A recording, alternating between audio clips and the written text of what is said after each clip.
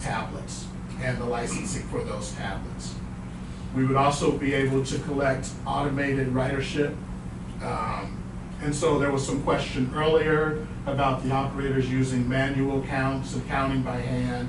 They would still count by hand, but they would count on the tablets themselves, which would allow the tablet to then download that information every evening.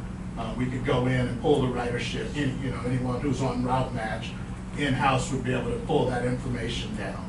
It would be a lot more accurate in counting. Sean, today the way we operate, how many hours a day are we taking the riders' manual counts and putting them to our database and come up with a ridership? So we're using about an hour a day, about 5 hours a week, and I'll show you the cost of that on one of the following slides. So we're also, right now, we're obviously managing the schedule. We'd still be able to do that. Real-time arrival predictions, which is huge because, on the way in, I saw someone standing on West Beach. They pulled their phone out. They had no clue of when the bus was coming. You can go online and look at the schedule, but that doesn't tell you why the bus is 15 minutes late. And I looked at that gentleman thinking, that's what he would be able to look at his phone, and it would locate where he's at and would give that person a prediction, your bus will be here in 6 minutes, which is real helpful up and down the island, given a lot of the flag stops that we have. We're going to change the name to Island Transit Uber. So, on-time performance monitoring, we don't have the capability to do that currently, unless we were to, physically be there and watch these buses come and go. And then that's not a consistent way to manage the on-time performance. This would give us tools to pull down reports to let us know how we're doing for future planning and future schedules.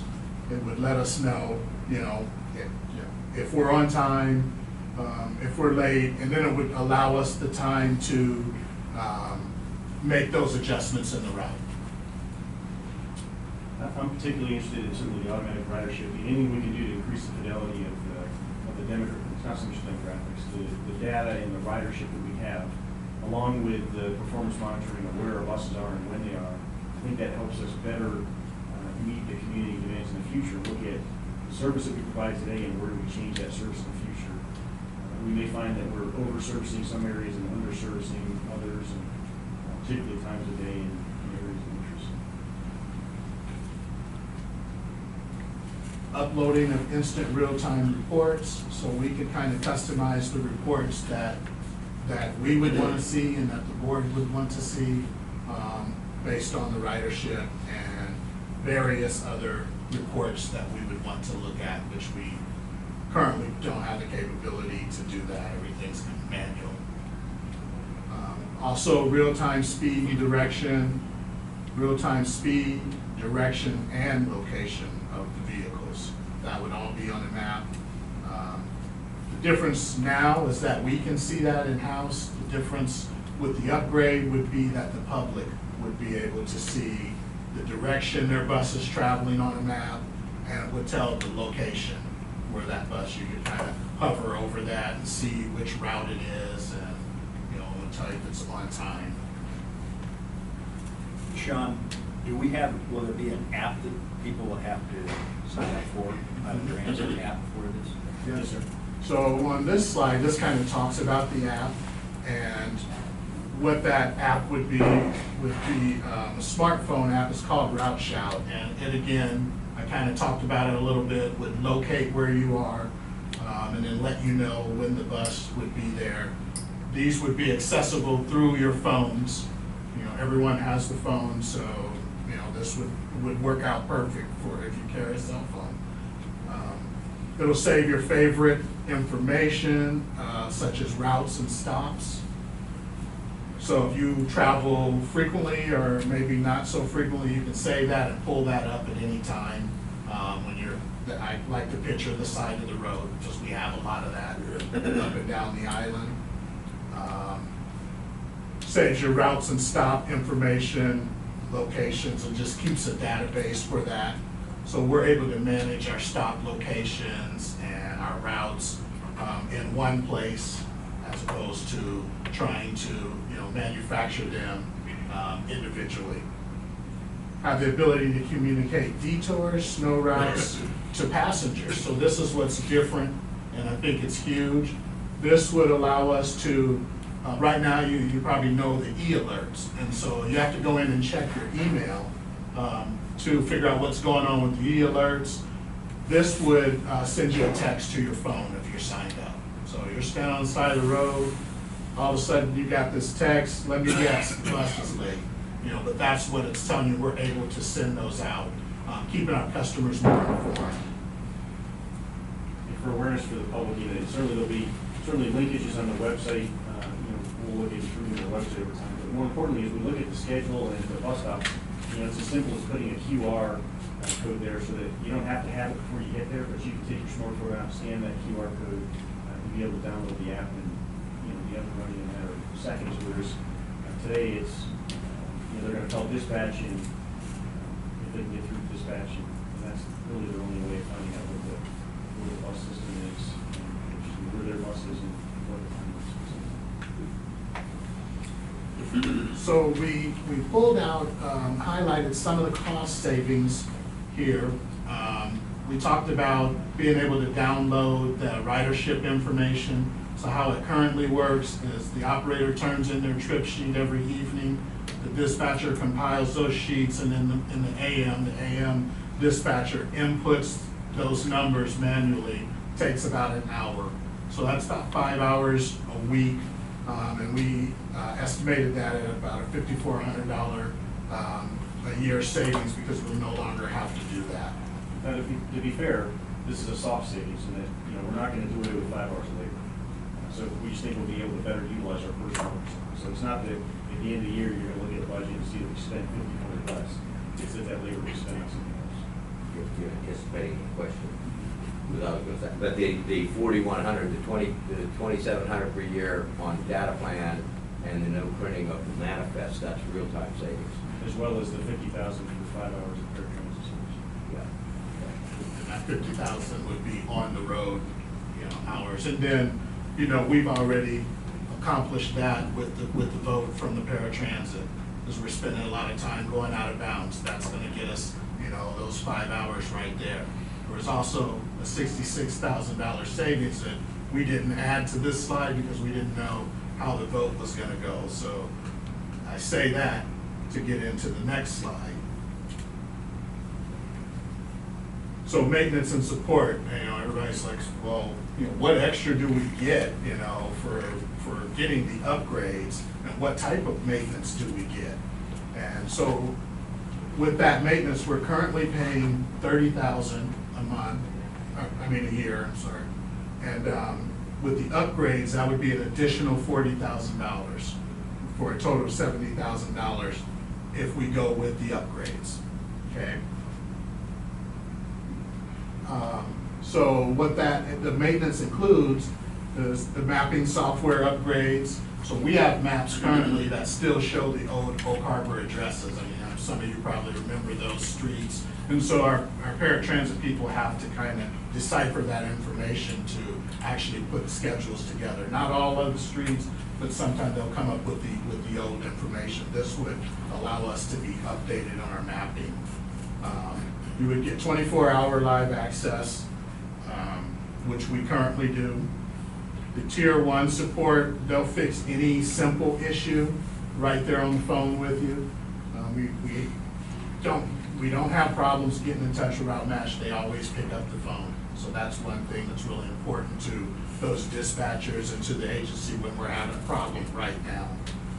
They have a Tier 2 level of support, which they would assign you an account number or a number associated with that problem, and they would follow that through till it's resolved. We've used that many a times. And then they follow up with you to see, if that's the fix is still working for you. They also provide educational services. So they'll, if we get this, they'll have someone out training staff for a set amount of time.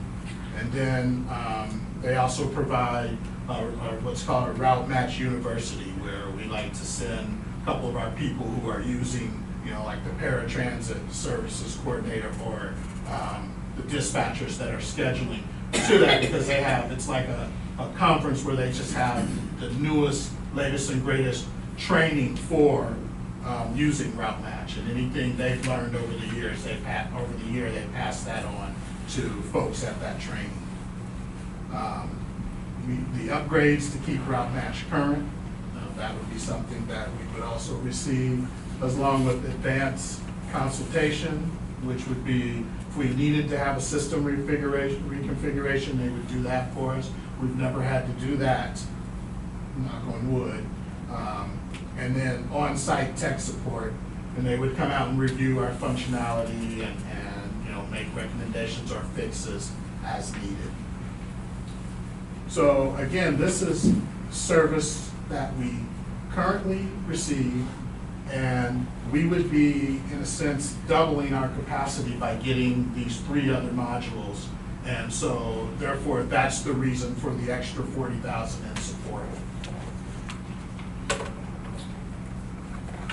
And with that, the staff recommends the board approves the purchase of the route match upgrades.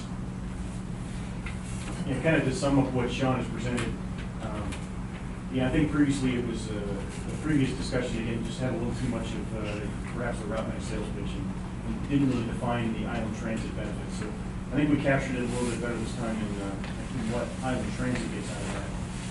While there isn't, you know, a recurring cost that's greater than what it is today, the benefit to us and the hard savings we get from that either returns capacity to us or returns, you know, resources to us. So I think it's worth the investment. And certainly to forego it just means that we're going to have to look at an entire system replacement for others in return. Thank you. Any questions? We'll start with Rick. Yeah, this was in our, this was included in our 2016 budget, correct? With the exception of the recurring costs.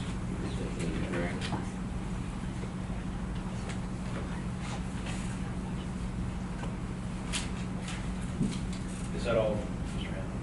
Randall? The other one is with the, we're looking at this savings of paratransit trips. So what will that driver do?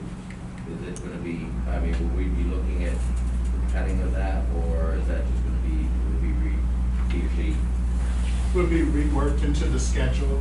A lot of times you see operators sitting due to those cancellations, due to the no-shows, due to us going out of bounds to pick someone up who, you know, canceled but didn't let us know.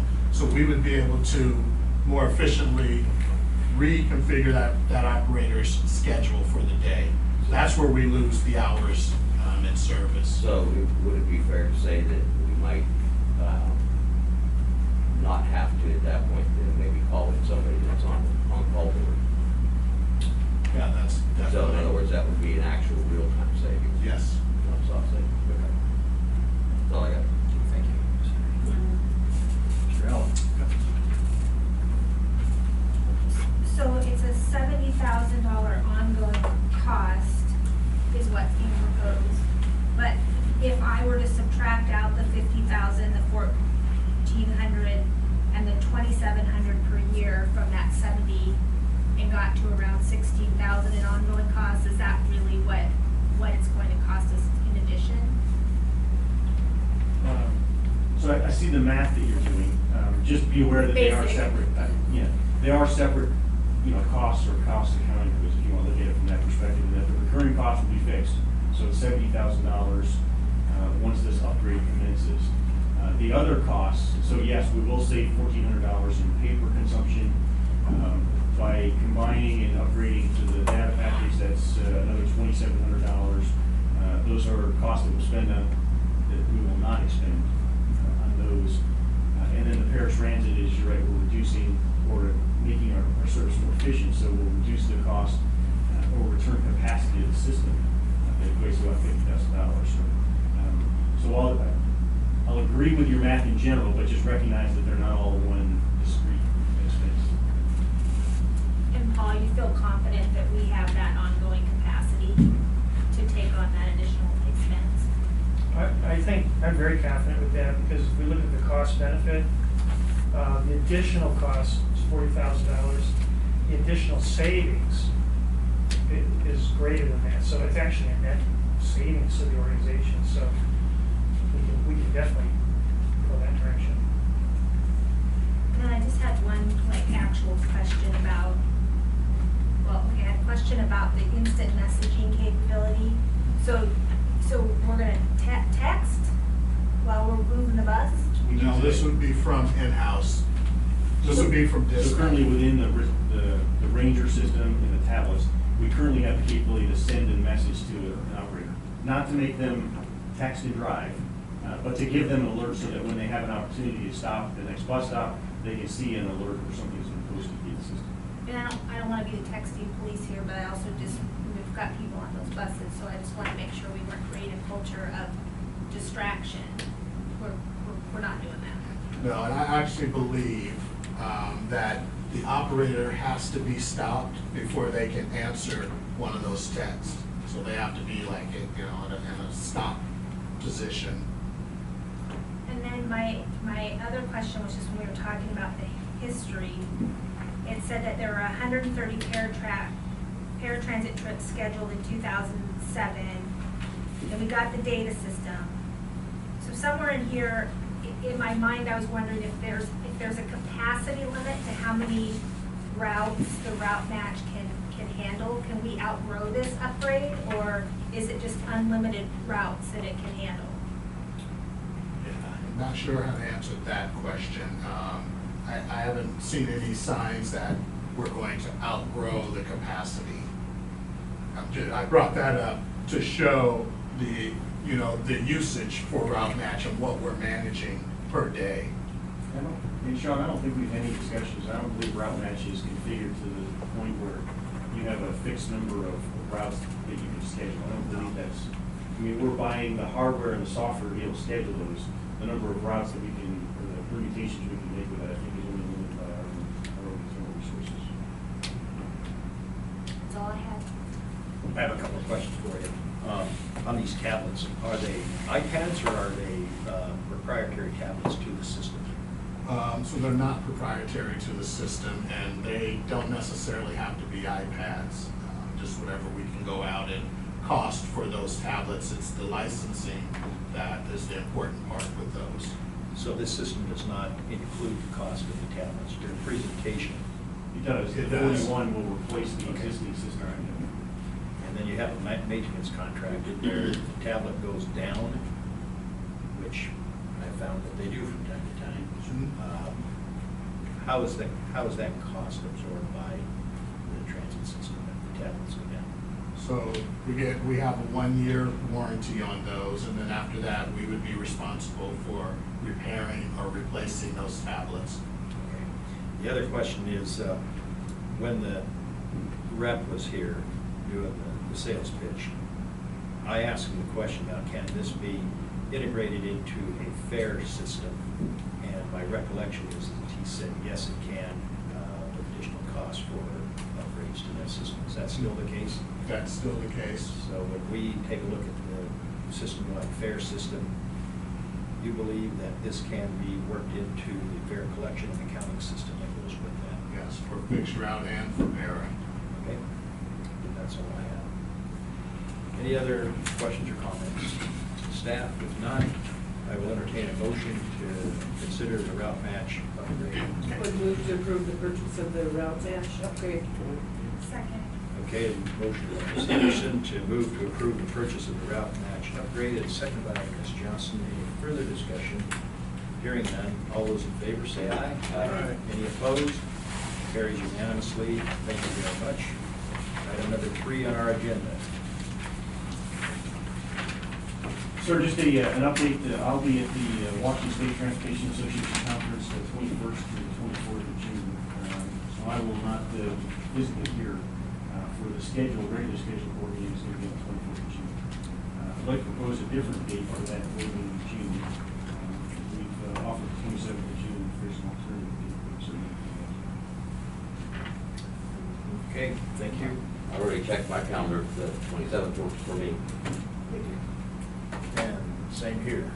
Okay, I make a motion to change the date of the regularly scheduled business meeting from Friday, June 24th, 2016, to Monday, June 27th, 2016, starting at 9:30 a.m. to be held at the Allen Transit Operations and Administrative Building. Second.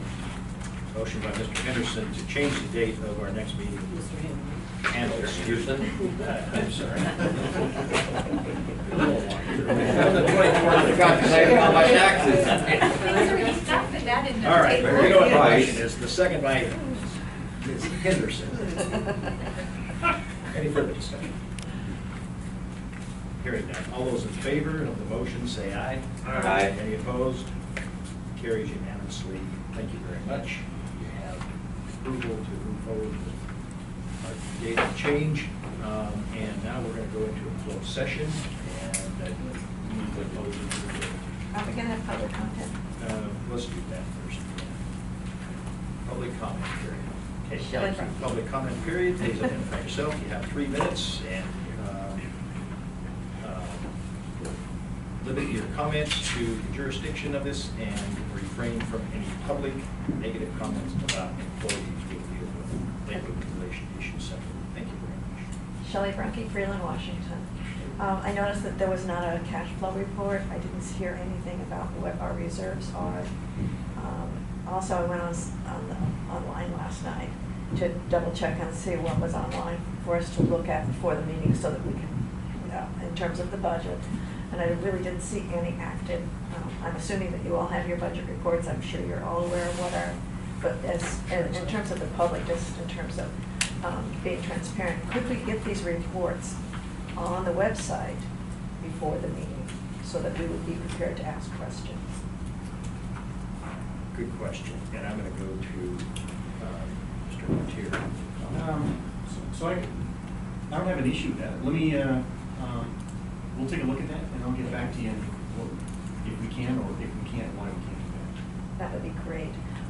Can I now ask what our reserves are currently and where we are standing based on what our projection should be? Paul, what you do? I know he's trying to get you so give him a second. Yeah, as far as I know, they were put on a week in advance, and I'm gonna go out there right now, and I'm gonna pull that up. Okay. It was Maybe I can presented to the find board. It's under public information, financial information. I'm going to 2016 cash report for April, so I'm just clicking on that. Okay, And it comes right up for me. excellent. Okay, I didn't get it last night. If you'd like, here's the same thing. Thank you. And so our reserves, we're showing bus reserves 487,000, van reserve 238,000, vehicle support about 35,000, other capital 40,000, and then what we're calling operating reserve 850,000, general operating cash about 1.8 million. So for a total of about $3.4 million in cash. And that was on the screen. Okay. She's got it on there, so. one question, when we look at the reserves, because I remember in the past we've always had problems justifying what we call in reserves and what was actually spending that we had done. An example of that would be the insurance that we paid. Are those sums still included, committed funds still included in the reserves? So when I look at the reserve funds, I don't have to personally deduct things that we owe, but we took a delay in paying. Well, we did pay, let me answer that, we Yes. did pay our insurance in January Yes. for the year, so that's not something that's hanging out there. But I would say that the other reserves for like bus, vans, we intend to purchase things through the grants, so that the matches on those grants will be coming out of these reserves. Okay. So the reserves do have some commitments. In fact, what we did is we planned in our budget to meet those matches, and then we were putting away the money in order to meet those matches. Okay. So that's the idea. And let me add to this. We have a reserve, and I think it was 60,000 is in that. That's unassigned. That cannot be allocated or spent without the approval of the board. That's what we're building up to. Yeah, 600,000. 600. That Right. cannot be touched without the approval of the board. Okay. And, Yeah, that's our assigned operating, which we currently, what I said was 850,000 is there. And by the end of the year, that should be 1.2, a little over $1.2 million. Okay, I'll look at this, thank you. In general operating cash, however, there are funding allocations in that line, that unassigned general operating cash, where there will be deductions of commitments that we know are coming up. And so that's where that isn't just fluid cash, that there are commitments in that. It's not excess cash. Right. Yeah, that's what our balance that meets our day-to-day operating needs. Okay. Gail? Gail Taco Kirk, good morning. For one thing, for the PowerPoint, both the pair and the route match, can we get those online later, please?